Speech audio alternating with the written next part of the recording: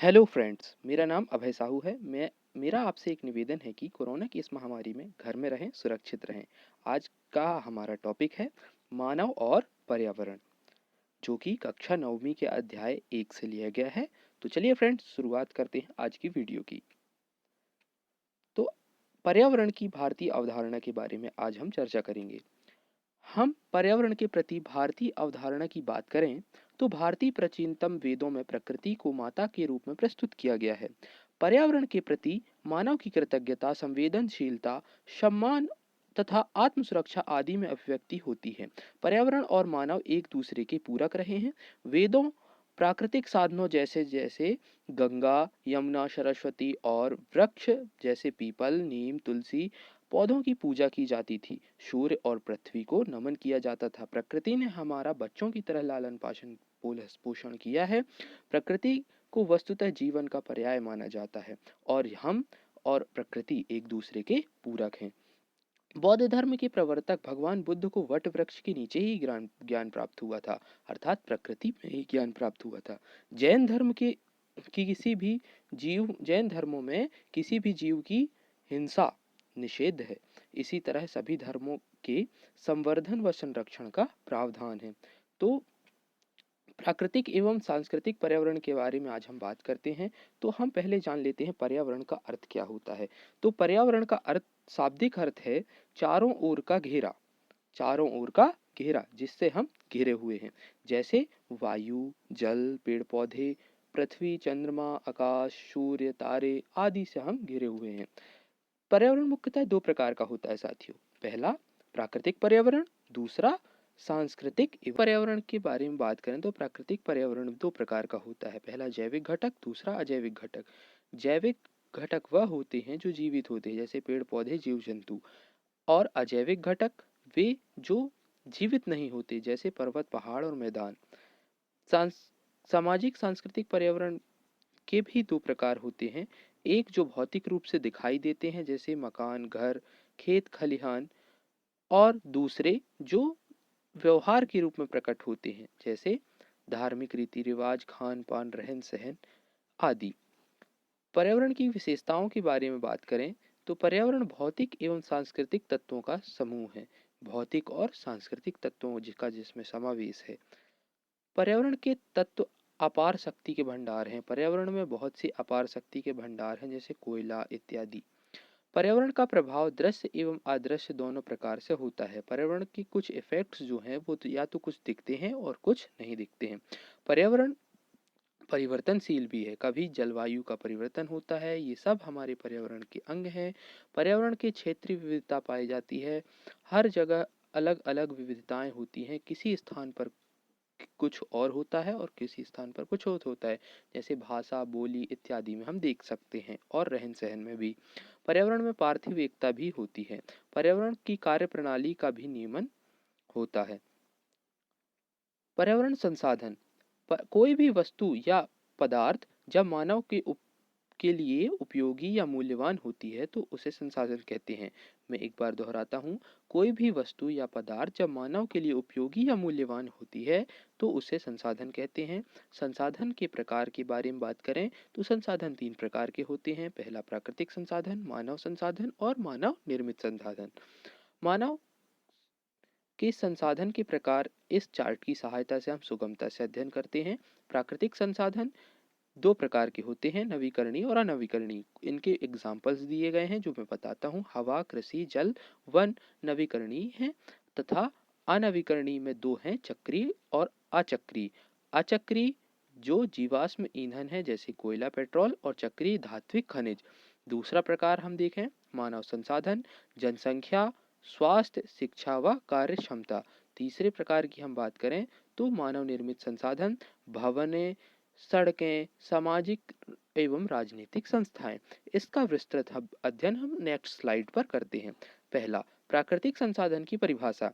ऐसे संसाधनों में प्रकृति ने प्रदान किए हैं, अर्थात ऐसे संसाधन जो हमें प्रकृति ने दिए हैं एवं जिनके निर्माण में मनुष्य की भूमिका भी नहीं है, अर्थात उसकी कोई भी योगदान इस पर नहीं है, प्राकृतिक संसाधन कहलाता है। प्राकृतिक संसाधन में पहले प्रकार हम देखते हैं नवीकरणीय संसाधन। ऐसे संसाधन जिनका उपयोग के बाद पुनः उत्पादन किया जा सकता है, पुनः उपयोग में लाया जा सकता है, नवीकरणीय संसाधन कहलाते हैं। जैसे वन, चारागाह, भूमि इत्यादि। जैसे कि वन एक बार कटने के बाद हम पुनः लगा सकते हैं, चारागाह फिर से उत्पन्न किया जा सकता है। पर अब दूसरा प्रकार जब हम देखें तो वो इसके जस्ट अपोजिट होगा।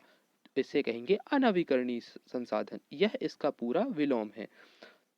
ऐसे संसाधन जिनका एक बार दोहर दोहन करने के उपरांत निकट भविष्य में पुनर्निर्माण एवं पूर्ति संभव नहीं है, अनवीकरणीय संसाधन कहलाते हैं। जैसे पेट्रोलियम, अब पेट्रोल डालकर एक बार गए तो वो पेट्रोल जल गया, अब उसका कार्य में उपयोग हो गया, अब उसका दोबारा मिलना असंभव है।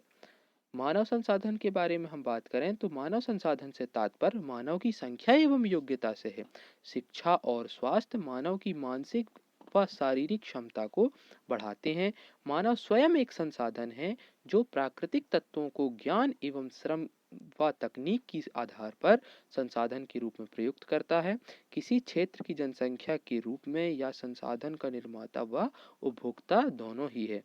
मानव निर्मित संसाधन, मानव निर्मित संसाधन उत्पादन की भी संसाधन है जिसका निर्माण मानव ने पर्यावरण के भौतिक पदार्थों का उपयोग करने के लिए किया है। जैसे मशीन, भवन, उपकरण आदि।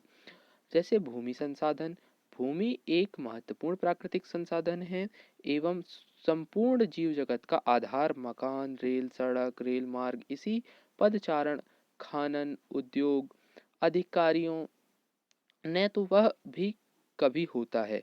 भूमि के उपयोग का अनुपात विभिन्न क्षेत्रों में एक समान नहीं है। पृथ्वी का लगभग 29% भाग थल एवं 71% भाग जल है। कृषि संसाधन, भूमि, मृदा एवं जल कृषि के आधारभूत संसाधन हैं।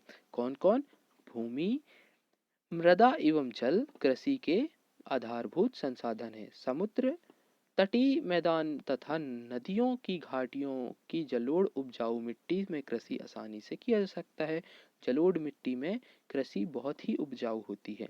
उर्वरक, कीटनाशकों, सिंचाई के विभिन्न साधनों का तथा उन्नत बीज और यंत्रों की मदद से प्रति एकड़ उपज में वृद्धि भी देखने को मिलती है उन्नत तकनीकों से। अब हम बात करते हैं मृदा संसाधन की। तो मृदा संसाधन में पेड़ पौधे और वनस्पति के उगने एवं बढ़ने के लिए अच्छी मिट्टी आवश्यक है। जीव जंतु भोजन के लिए पौधों पर आश्रित होते हैं। मृदा का निर्माण एक धीमी प्रक्रिया है। मृदा बहुत धीरे धीरे तैयार होती है। मृदा निर्माण में सेलों के प्रकार, जलवायु, भूमि का ढाल, वनस्पति के प्रकार आदि का महत्वपूर्ण योगदान होता है। मृदा की उर्वरकता इन्हीं पर निर्भर करती है।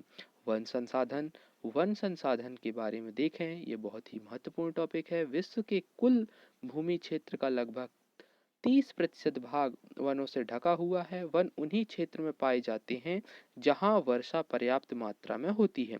सूखे एवं ठंडे प्रदेशों में वन विकसित नहीं होते। हमारे लिए वन विशेष महत्व के हैं।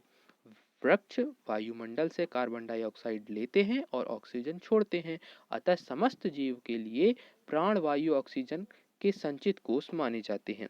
वन स्तर में वृद्धि होती है, इस जिनसे बाढ़ की विभीषिका भी रुकती है। वन पक्षियों एवं अन्य प्राणियों की सुरक्षित आवास हैं। वनों से प्राप्त लकड़ी एवं जड़ी बूटियों पर बहुत से उद्योग आधारित हैं। मानव और पर्यावरण का संबंध का प्र... मानव और पर्यावरण का संबंध एवं प्रभाव। तो संबंध के बारे में यदि हम बात करें तो मानव व पर्यावरण एक दूसरे पर आश्रित हैं। पर्यावरण मानव जाति को पोषित करता है एवं मानव से प्रभावित भी होता है। मानव प्रत्यक्ष रूप से पर्यावरण से जुड़ा हुआ है। मानव के समान अन्य जीव भी पूजन, जलवायु व आवास हेतु पर्यावरण पर निर्भर हैं। मनुष्य व अन्य जीव प्रकृति प्रदत्त पदार्थों का उपयोग करते हैं। मानव अपनी भौतिक, सांस्कृतिक, औद्योगिक व आर्थिक उन्नति के लिए पर्यावरण के घटकों पर आश्रित होते हैं। उनसे प्राकृतिक वातावरण के घटक के उपयोग सही खेत, कारखाने, कस्बे, नगर, सड़क, रेल मार्ग, बांध व नहरें का निर्माण किया है। धर्म, आचार, विचार व संस्कृति इसी पर आधारित विकसित हुए हैं। अब इसके प्रभाव के देखें तो प्राकृतिक वातावरण में मानव के हस्तक्षेप से पर्यावरण के स्तर में बहुत विपरीत प्रभाव पड़ा है। जनसंख्या की वृद्धि, नगरीकरण, औद्योगिकरण, कृषि, आवागमन व तकनीक क्षेत्रों अपनी जीवन रक्षा का साधन मानता था, किंतु वर्तमान औद्योगिक युग में वह प्रकृति के भंडारों का विवेकपूर्ण तरीकों से दोहन करके उस पर अपना आधिपत्य स्थापित करना चाहता है। इससे हवा, पानी और भोजन में जहर घुलसा गया है। कहीं वनों को काटा जा रहा है, कहीं वनस्पति को नष्ट किया जा रहा है। सूखा, बाढ़ एवं भूस्खलन से हजारों लोग परेशान नजर आते हैं। प्राकृतिक संपदा के भंडार धीरे धीरे समाप्त होते जा रहे हैं, धरती बंजर होती जा रही है, मरुस्थल बढ़ रहे हैं और कृषि योग्य भूमि भी कम होती जा रही है। आज सिंचाई के साधनों में वृद्धि एवं आधुनिक कृषि तक तरीके भी से बढ़ती आबादी के लिए पेट भर भोजन भी जुटा पाना असमर्थ साल हो रहा है। अर्थात प्रभाव के बारे में हमने यहाँ जाना, तो प्रभाव यहाँ हमें विपरीत या हमारे प्रतिकूल ही नजर आता है। प्रदूषण। प्रदूषण बहुत ही बेकार चीज है, पर क्या कर सकते हैं, पढ़ना चाहिए। पर्यावरण की प्राकृतिक संरचना एवं संतुलन में उत्पन्न अवांछनीय हानिकारक परिवर्तन को प्रदूषण कहते हैं। हानिकारक जो परिवर्तन होता है वो प्रदूषण कहलाता है।